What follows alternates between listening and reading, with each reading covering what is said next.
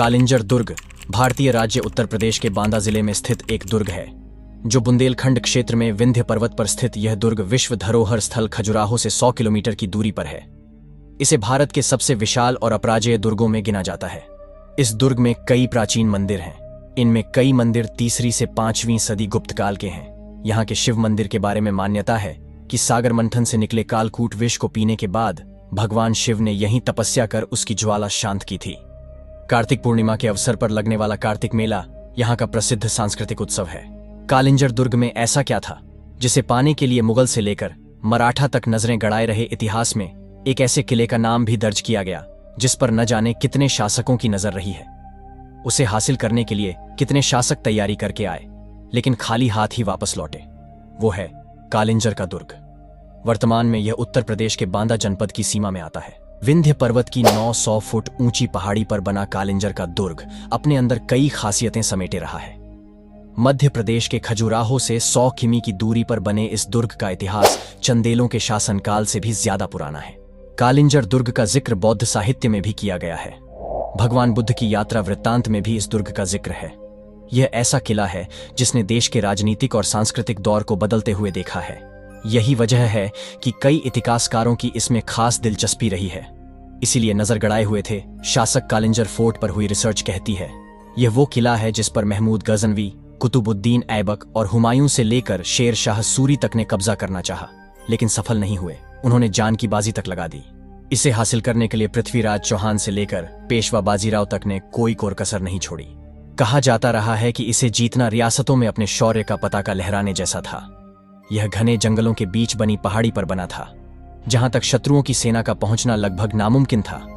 5 metre मोटी दीवारों वाले इस दुर्ग की ऊंचाई 108 फुट थी। जिस पहाड़ी पर यह दुर्ग बना था उसकी चढ़ाई बहुत दुर्गम थी। इतना ही नहीं, ऊंचाई पर होने के कारण दुश्मनों के लिए तोप से हमला करके इसे ध्वस्त करना भी नामुमकिन था। इसकी गिनती अपने दौर के सबसे मजबूत किलों में की जाती थी। इतना ही नहीं, बुंदेलखंड इलाके को पानी की कमी के लिए भी जाना जाता है, लेकिन यह जिस पहाड़ी पर बना था वहां से हमेशा पानी रिसता रहता था। यह भी अपने दौर में कौतूहल का एक विषय था। कहा जाता है कि बुंदेलखंड में सालों तक सूखा पड़ने के बाद भी कालिंजर दुर्ग की पहाड़ी से पानी रिसना बंद नहीं हुआ। इसकी इन्हीं खूबियों के कारण कई शासकों ने इस पर कब्जा जमाने का सपना देखा। कितनों ने शासन किया। जिस समय दिल्ली की सल्तनत पर मुगलों का राज्य था, जब चंदेल शासन में शेर शाह सूरी ने इस किले को फतह करने की कोशिश की थी, पर वो जंग में मारा गया।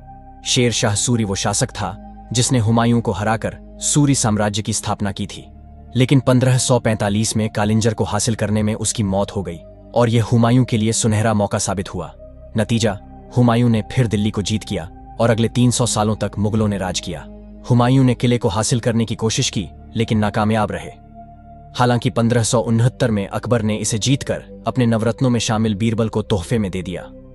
इस कब्जे के बाद भी शासकों में कालिंजर को पाने चाहत कम नहीं हुई।